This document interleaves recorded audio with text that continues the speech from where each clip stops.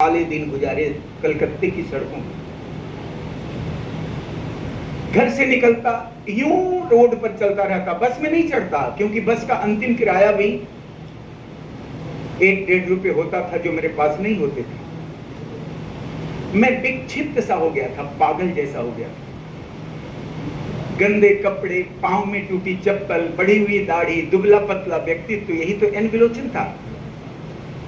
मैं संबंधित लोगों की चौखटों पर नाक रगड़ता। मैंने कहता कि मेरी फैमिली है, वो खाना खाएगी, मेरे को मेरी दुकान वापस दे दो। नहीं सुनी गई। अंत में मेरे रिलेशन के 2 बंदों ने मेरे को मेरी माँ तक पहुंचा दिया। 2003 में मेरी 75 वर्षीय वृद्धा पेंशनर माँ, जिसको बिहार गवर्नमेंट पेंशन दे रही थी, लगभग 10,000 उस समय शिक्षक को पेंशन मिल रहा था। एक 42 साल का बेटा अपने 14 साल के संघर्ष में हार कर अपनी 75 वर्षीय माता की गोद में बच्चों की तरह रोने लग जाता है और कहता है, माँ मैं तुम्हारा लायक बेटा नहीं, मैं बहुत नालायक हूं, कुछ नहीं कर पाया माँ, मुझे भूख लग रही है, कुछ खाने के लिए दे दो। ये 42 साल के प्रौढ़ ही बोलिएगा ना, प्रौढ़ बेटे कि ये जीवन समझिए कितना वो, मैं क्या बताऊं, शब्द नहीं मिल रहे मेरे को। लेकिन मेरी माँ ने मेरे माथे पर हाथ रखा और कहा, बेटा तू आ गया, बस यही काफी है, मेरे को सरकार पेंशन देती है, तुझे मैं रोटी खिलाऊंगी। मैं आपसे कहना चाहता हूं मित्रों, दोस्तों, माँ का कभी अपमान मत करना। माँ बहुत पावरफुल होती है। जो माँ का सम्मान करते हैं ना, उसका सम्मान सारी दुनिया करती है। Always respect your mother. हमेशा अपनी माँ का सम्मान। मेरी माँ ने मेरे माथे पर हाथ रखा और इस तरह बोला, मैं रो पड़ा। मेरे अंदर के दर्द आंसू बनकर बाहर आने लग गए। दूसरे दिन मैं सोचा कि कहीं चला जाता हूं, क्योंकि मेरा कॉन्फिडेंट नहीं था कि मैं अपने बच्चों से या फिर अपने छोटे भाई से नजर मिला सकूं, अपनी माँ और पत्नी की आंखों में डालकर बात कर सकूं। मैं हारा हुआ था।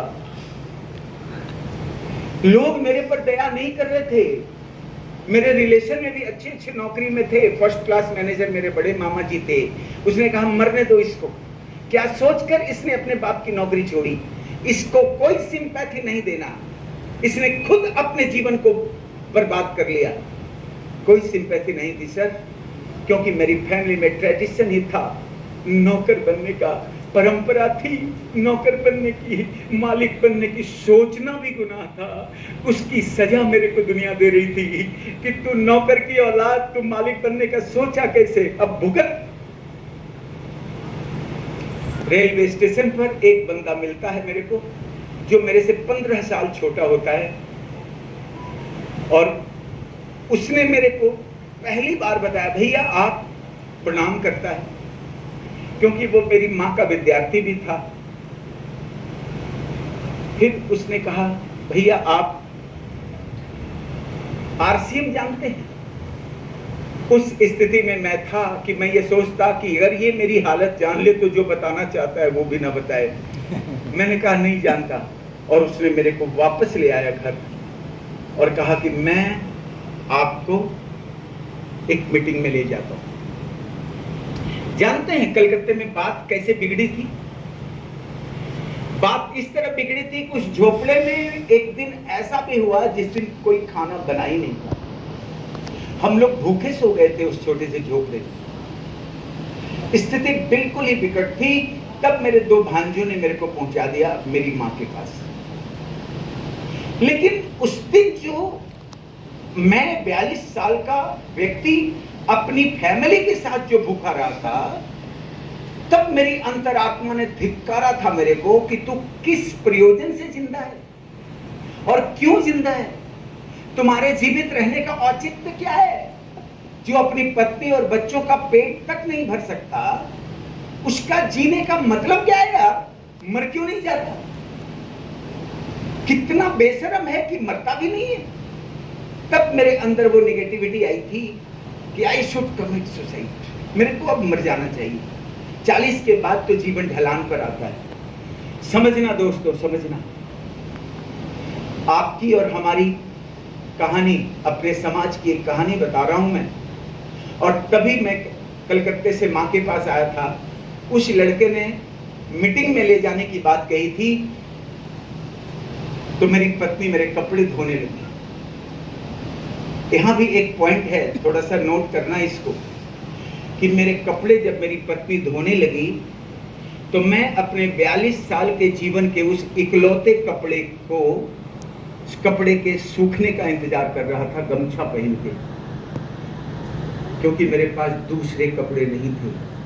42 साल के इस व्यक्ति के, आप में से बहुत सारे लोग होंगे, बहुत सारे लोग संघर्ष कर रहे होंगे, शायद आर्थिक स्थिति बहुत खराब होगी, लेकिन इतना भी खराब नहीं होगी कि आपके घर में पहनने के दूसरे कपड़े ना हों। मेरे पास नहीं थे। जब तक वो कपड़ा सूखा नहीं, मैं गमछा पहन के ही उस कपड़े के सूखने का इंतजार कर रहा था, इसको समझिएगा। और भूखा था क्योंकि रोटी नहीं थी, वो तो मैंने बता ही दिया था। और जब मेरे को मीटिंग में ले जाया गया मालदा टाउन, हम लोग मालदा टाउन के ही प्रोडक्ट हैं, पूरी आदरणीय सुजीत सर की जितनी भी टीमें हैं, हमारा मेन मक्का मदीना कह लो या फिर अयोध्या मथुरा कह लो, वो सब हमारा मालदा टाउन ही है। वहीं से हमने ABC सीखी है RCM की, और वहाँ एन बिलोचन को पहुँचा दिया जाता है एक मीटिंग में। सन था 2003, और वही भिखारी एन बिलोचन, दुबला पतला काला कलूटा, टूटी चप्पल, बड़ी हुई दाढ़ी और एक बुरा सा व्यक्तित्व लेके बैठने वाला वो एन बिलोचन 7 घंटे की मैराथन मीटिंग में बैठा था। और उस मीटिंग को लेने वाले एक विराट व्यक्तित्व, एक दिव्य आत्मा, और इस RCM के दादाजी कहे जाने वाले आदरणीय BC छावड़ा जी थे। मैं प्रणाम करता हूं उनको। और उनकी मैराथन मीटिंग मैंने 7 घंटे की अपने जीवन में पहली बार सुनी। अगर आपके बीच में 1-1.5 घंटे से ज्यादा बात करने लगूं तो हो सकता है आप बोर भी हो सकते हैं, लेकिन मेरी पहली ही मीटिंग 7 घंटे की थी। समझना, बोलते तो हम उतना ही हैं जितना हम जानते हैं, लेकिन सुनते तो हम वो भी हैं जो हम नहीं जानते। इसलिए अच्छे श्रोता बनो तो अच्छे वक्ता भी एक दिन बनेंगे, और लीडर भी अच्छे बनेंगे। वो 7 घंटे की मैराथन मीटिंग में पहला 3 घंटा मैं रोता रहा। मेरे आजू बाजू में कौन मेरे को देख रहे हैं, इससे मेरे को कोई परवाह नहीं थी। सर ऐसी ऐसी बात ही कर रहे थे। सर की एक एक बातें 1000 करोड़ की थी, और मेरा निर्माण हो रहा था। सर जब पहले स्पेल में नीचे आए तो मैंने उनके पांव छूकर प्रणाम करते हुए कहा कि सर मैं बहुत अभागा हूं, मैं मर जाना चाहता हूं सर, जीने की इच्छा नहीं। उन्होंने कहा बैठ, अभी मीटिंग समाप्त नहीं हुई। और फिर से वो स्टेज पर जाते हैं, और फिर वो कहने लगे जैसे हर एक बात वो मेरे ही लिए कह रहे हों। उन्होंने कहा कौन कहता है कि तू अभागा है, बता।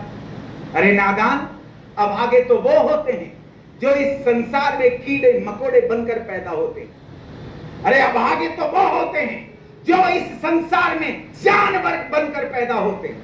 तू तो इस संसार का सर्वश्रेष्ठ प्राणी इंसान बनकर पैदा हुआ, फिर तू अपने को अभागा क्यों कहता? अरे मैं कहता हूं कि तू अभागा नहीं है और तू भी अभागा नहीं है, बस ये कमी है कि तू अब तक जागा नहीं है, जागा नहीं। मैं कहना चाहता हूं आपको, अंदर के उस विजेता को जगने दो, अंदर के उस अंतरात्मा को उभारो। इंसान जब जगता है तो धरती कांपने लग जाती है, समंदर उबलने लग जाता है, नक्षत्र हिलने लग जाते हैं। जब इंसान जगता है तो काया पलट हो जाता है। एक बार अपने को जगाओ। एक बात और कही थी उन्होंने कि अतीत में मत जा। तू क्या था इससे कोई फर्क नहीं पड़ता। तू गरीब था, अमीर था, भिखारी था, कुछ भी था। और मैं भी आप लोगों को कह रहा हूं कि क्या था इससे कोई फर्क नहीं पड़ता, आप क्या बनने वाले हैं इससे फर्क पड़ता है। उन्होंने कहा था कि अतीत में मत जा, अतीत मुर्दा है, अतीत में जाएगा तो मुर्दा बन जाएगा। तू कहां जा चाहता है ये देख, क्योंकि भविष्य जिंदा है। भविष्य में जाएगा तो विजेता बन जाएगा। हमेशा लुक फ्यूचर, आगे, लुक फॉरवर्ड, आगे देखिए, डोंट लुक बैक, कभी पीछे नहीं देखना। और आप क्या थे क्या हैं इससे कोई नहीं, हम कहां जाना चाहते हैं। और उस दिन मैं एक कमिटमेंट लेकर आया था कि मेरे को आरसीएम करना चाहिए, लेकिन मेरे पास तो 2 रुपए की औकात नहीं थी। उन दिनों आरसीएम की किट खरीदने की सबसे छोटी कीमत थी 1260 रुपए। मैं आता हूं मीटिंग से मैं अपनी माँ का पांव दबाता हूं। मैं पांव बराबर ही दबाता था, ऐसा नहीं। मैं माँ के लिए चाय लाया करता था दुकान से, स्टील का गिलास में, हाथ से ढककर माँ कहती। तो पांव दबाते हुए मैंने बोला कि माँ, मैं तो कुछ नहीं किया जीवन में, लेकिन एक हेल्प मैं चाहता हूँ, तू कर दे मेरे को। क्या बेटा बोल। मैं आरसीएम की मीटिंग से आया हूँ, मेरे को आरसीएम से जुड़ने की इच्छा है। 1260 रुपए लगते हैं, देगी? मेरी माँ ने कहा, मैंने तेरी कौन सी इच्छा पूरी नहीं की, जरूर दूंगी। और अपने माँ के सौजन्य से, माँ की वजह से मैंने 2003 में आरसीएम को ज्वाइन किया। ये 2003 आरसीएम को ज्वाइन किया, और ये 2003 में आरसीएम मेरे जीवन में आया। और आज की डेट में हिंदुस्तान में आरसीएम के मंच से अगर करोड़पतियों की लिस्ट जारी होगी तो अंतिम में छोटा सा नाम इस एन विलोचन का भी होगा। पूरी जिंदगी ही बदल गई हमारी। अब मैं अपने घर में नहीं रहता हूं जो पैतृक घर है मेरा, मैं लाखों रुपए की